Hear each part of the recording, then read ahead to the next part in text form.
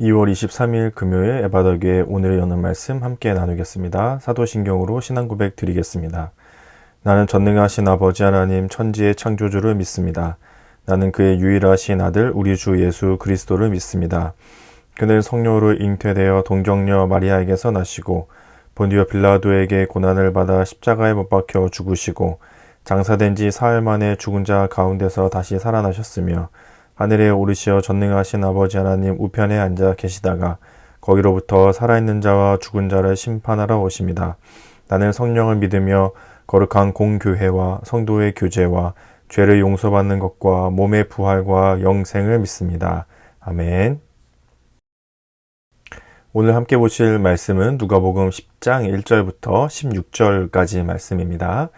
누가복음 10장 1절부터 16절까지의 말씀을 같이 읽겠습니다. 그 후에 주께서 따로 70인을 세우사 친히 가시려는 각 동네와 각 지역으로 둘씩 앞서 보내시며 이르시되 추수할 것은 많되 일꾼이 적으니 그러므로 추수하는 주인에게 청하여 추수할 일꾼들을 보내주소서 하라. 갈지어다 내가 너희를 보냄이 어린 양을 이리 가운데로 보냄과 같도다. 전대나 배낭이나 신발을 가지지 말며 길에서 아무에게도 무난하지 말며 어느 집에 들어가든지 먼저 말하되 이 집이 평안할지어다 하라. 만일 평안을 받을 사람이 거기 있으면 너희의 평안이 그에게 머물 것이요 그렇지 않으면 너희에게로 돌아오리라. 그 집에 유하며 주는 것을 먹고 마시라. 일꾼이 그 삭슬 받는 것이 마땅하니라. 이 집에서 저 집으로 옮기지 말라. 어느 동네에 들어가든지 너희를 영접하거든 너희 앞에 차려놓는 것을 먹고 거기 있는 병자들을 고치고 또 말하기를 하나님의 나라가 너희에게 가까이 왔다 하라. 어느 동네에 들어가든지 너희를 영접하지 아니하거든 그 거리로 나와서 말하되 너희 동네에서 우리 발에 묻은 먼지도 너희에게 떨어 버리노라. 그러나 하나님의 나라가 가까이 온 줄을 알라 하라. 나는 내가 너희에게 말하노니 그날의 소돔이 그 동네보다 견디기 쉬우리라. 화 있을진저 고라시나 화 있을진저 벳세다야. 너희에게 행한 모든 권능을 두로와 시돈에서 행하였더라면 그들이 벌써 베옷을 입고 재에 앉아 회개하였으리라. 심판때에 두로와 시돈이 너희보다 견디기 쉬우리라. 가버나움아 내가 하늘에까지 높아지겠느냐 음부에까지 낮아지리라. 너희 말을 듣는 자는 곧 내 말을 듣는 것이요 너희를 저버리는 자는 곧 나를 저버리는 것이요 나를 저버리는 자는 나 보내신 이를 저버리는 것이니라 하시니라. 아멘. 오늘 하루 여러분은 어떠한 삶의 자리에서 살아가십니까? 학생들은 공부하는 곳에 있을 것이고 또 어른들은 각자 일하는 곳에서 보내시겠죠.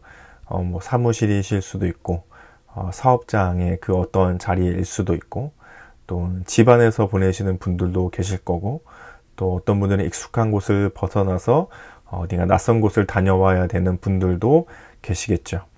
우리가 어디에서 무엇을 하든 그 자리가 하나님께서 보내주신 자리이다라는 마음으로 그곳에 계십니까? 또 그런 마음으로 하루를 보내십니까? 오늘 말씀을 보면 예수님께서 70명의 사람들을 제자로 따로 부르셔서 복음을 전하라고 보내는 장면으로부터 말씀이 시작하고 있습니다. 그래서 1절에 보시면 그 후에 주께서 따로 70인을 세우사 친히 가시려는 각 동네와 각 지역으로 둘씩 앞서 보내시며 하면서 사람들을 모아서 70명을 2명씩 짝지어서 보내시는데 여기서 보내다라는 단어는 단순히 지역의 이동, 이곳에서 저쪽으로 보내는 강동에 있으니까 저 강북 지역으로 가라 그렇게 보내는 의미일 뿐만이 아니라 반드시 보내는 목적을 가지고 보내는 형태를 말합니다. 그래서 어떠한 장비를 보내거나 또는 보내기 위해서 준비하거나 그러한 과정들이 있는 보냄을 이야기하는 거죠. 그러니까 예수님께서 지금 제자들을 그냥 보내신 것이 아니고 보내시는 이유와 보내시는 목적을 가지고 그들을 보내신 것이었습니다. 그런데 그 목적을 수행하러 가는 이유들, 목적을 수행하면서 가져야 되는 그 목적이 가지고 있는 특징들이 있는데 첫 번째는 2절에 보시면 이르시되 추수할 것은 많되 일꾼이 적으니 그러므로 추수하는 주인에게 청하여 추수할 일꾼들을 보내주소서 하라. 예수님께서 추수를 비유로 들어서 설명하셨죠. 추수할 것은 많은데 일꾼이 없으니까 주인에게 빨리 추수할 일꾼들을 보내달라고 하여라. 예수님께서 지금 보내시는 그 일은 아주 시급한 일이었습니다. 빨리 해야 하는 일들이었죠. 그리고 3절에 보시면 갈지어다 내가 너희를 보냄이 어린 양을 이리 가운데로 보냄과 같도다. 양을 그 늑대 무리 사이로 이리 가운데로 보내는 것처럼 그 일은 아주 위험한 일이었죠.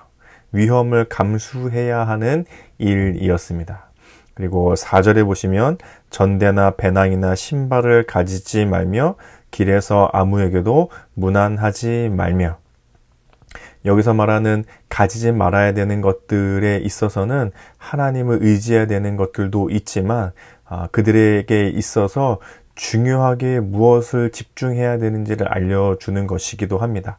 내가 가지고 출발해야 되는 것들에 집중할 것이 아니고 지금 보내고 있는 그 이유가 중요하니 거기에 집중해야 하는 것이었죠.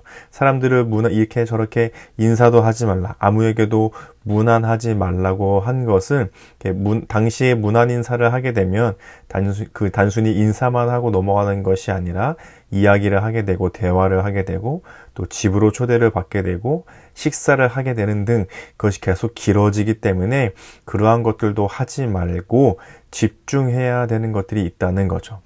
예수님께서 70명의 사람들을 둘씩 짝지어서 보내시는데 그 보내신다는 것은 그냥 보내시는 것이 아니고 목적이 있는 것이었습니다. 그리고 그것은 아주 시급하게 해야 되는 것이었고 또 위험을 감수해야 되는 일이었으며 또 집중해서 해야 되는 일이었죠. 그리고 뒤 이어지는 5절과 6절을 보시면 그게 무슨 일인지 나오기 시작하는데요. 어느 집에 들어가든지 먼저 말하되 이 집이 평안할지어다 하라.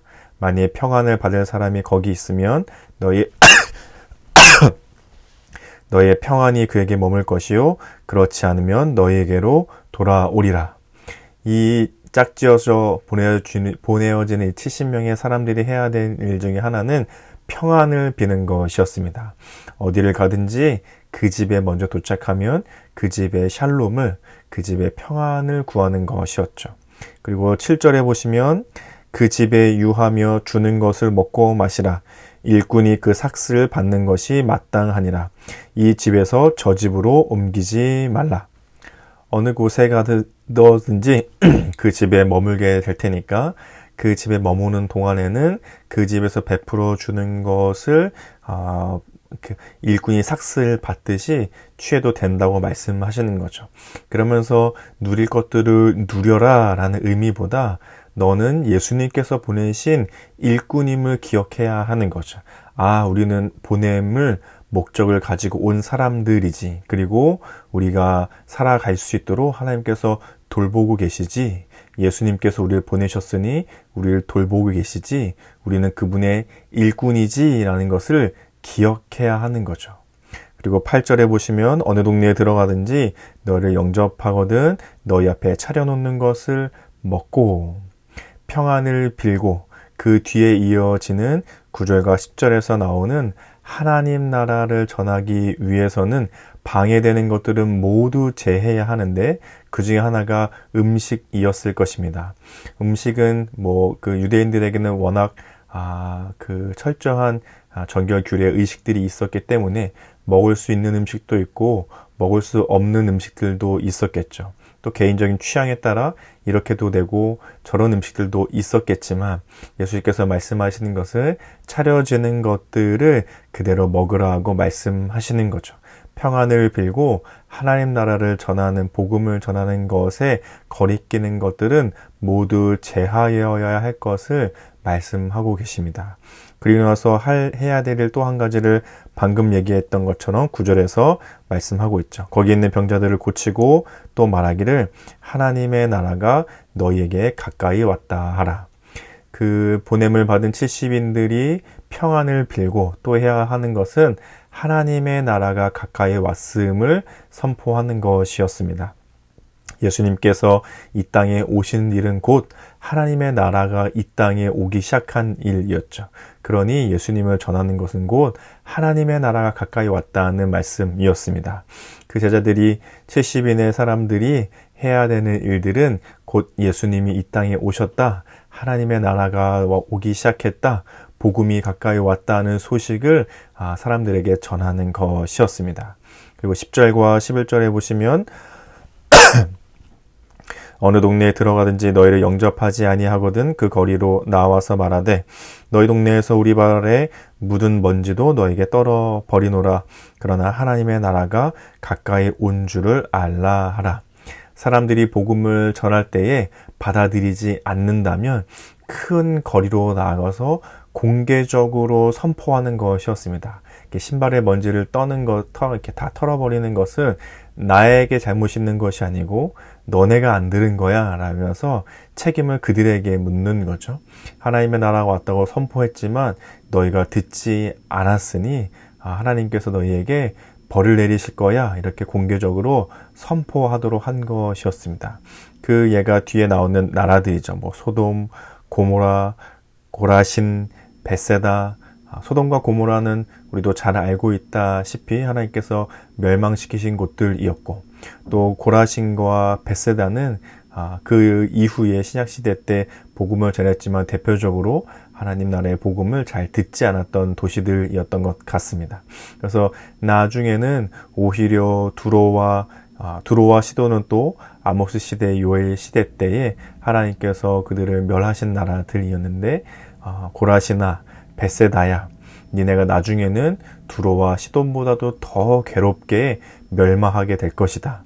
하나님의 복음을 듣지 않는 그 도시들, 그 지역들은 하나님께서 더 멸망시키실 것이다 라고 말씀하시는 거죠. 그리고 나서 마지막으로 16절을 이렇게 말씀하십니다. 너희 말을 듣는 자는 곧 내 말을 듣는 것이요, 너희를 저버리는 곧 나를 저버리는 것이요, 나를 저버리는 자는 나 보내신 이를 저버리는 것이니라 하시니라. 예수님께서 이 70인을 보내실 때에 그들을 잘 듣는다면 그들이 곧 예수 그리스도를 받아들인 것과 같고, 받아들이지 않는다면 곧 예수 그리스도를 받아들이지 않는 것과도 같다는 거죠. 그리고 곧 그 예수님을 받아들인다는 것은 하나님을 받아들이는 것이고, 예수님을 받아들이지 않는다는 것은 곧 하나님을 받아들이지 않는 것과도 같다는 것이었습니다. 이 70인이 복음을 들고 나아가 시급하게, 중요하게, 또 위험을 감수하며 집중하며 또 여러 가지 규칙들과 일러준 말씀들을 따라 복음을 전하기 시작할 때에 그 일은 곧 예수께서 보내신 일이었고, 그것은 곧 살아계신 하나님께서 그들을 보내신 일이다 라고 예수님께서 말씀해 주고 계십니다. 우리도 우리의 각자의 삶의 자리들에 하나님께서 보내셨습니다. 내가 이렇게 하다가 직장에 들어온 건데요. 어쩌다 보니까 이런 학교를 가게 된 건데요. 살다 보니까 여기까지 흘러오게 된 건데요. 그렇지 않고 우리가 어디에서 무엇을 하든 우리가 있는 그 자리는 예수님께서 우리를 보내주신 자리이고 하나님께서 우리를 보내신 자리입니다. 그러니 반드시 목적이 있습니다. 그냥 거기서 있으라고, 그냥 거기서 살으라고 하나님의 지역의 이동만을 위해서 우리를 그곳에 보내신 것이 아니라 우리의 사업장, 우리의 직장, 사무실, 가정, 내가 오늘 가게 되는 그 어느 낯선 곳, 그곳이 어느 곳이든 간에 하나님이 보내신 자리이기 때문에 반드시 목적이 있습니다. 그곳에서 복음을 전하는 삶을 사는 것이죠. 복음을 전한다는 것이 예수천당, 불신지요, 오늘 말씀에서 그 70인의 제자들처럼 막 들고 나와서 복음을 전하는 것도 복음을 전하는 것이지만 그것이 아니라 각자의 방법으로 복음을 전하는 삶을 살아가게 되는 것입니다. 어떤 분들은 성실하게 일하면서 맞아들이는 사람들을 하나님의 마음으로 속으로 기도하는 분들이 있을 수도 있고, 어떤 분들은 한 번이라도 더 미소를 지으면서 그분들에게 복음을 가지고 맞아들이는 것처럼 한 번 더 미소 지으는 분들도 계실 것이고, 또 어떤 분들은 복음을 전하기 위해 맛있는 음식을 만들어 베푸는 분들도 계실 것이고, 또 어떤 분들은 열심히 직업을 통해 돈을 벌어서 그것을 하나님의 나라를 위해 쓰기 위해 열심히 일하는 분들도 계실 것이고, 각자가 복음을 전하는 방식과 방법은 다르지만 한 가지 확실한 것은 하나님께서 목적을 가지고 복음을 전하라고, 하나님의 나라가 가까이 왔다고 전하라고 보내신 자리이니, 그곳에서 그냥 살아가는 것이 아니라 나에게 주어진 그 중요한 일, 내가 꼭 해야 하는 그 일을 기억하면서 오늘 하루를 나의 삶의 자리에서 살아가는 것이죠. 오늘의 말씀을 통해서 그러한 은혜가 있으시기를 예수님의 이름으로 축복합니다. 오늘 말씀을 생각하시면서 함께 이렇게 기도하면 좋겠습니다. 오늘도 살아갈 나의 삶의 자리가 하나님께서 목적이 있어 보내신 자리임을 기억하며 내가 해야만 하는 일을 중요하게 여기며 실천해 가도록, 오늘 말씀을 생각하시면서 이렇게 우리 함께 기도하시면 좋겠습니다.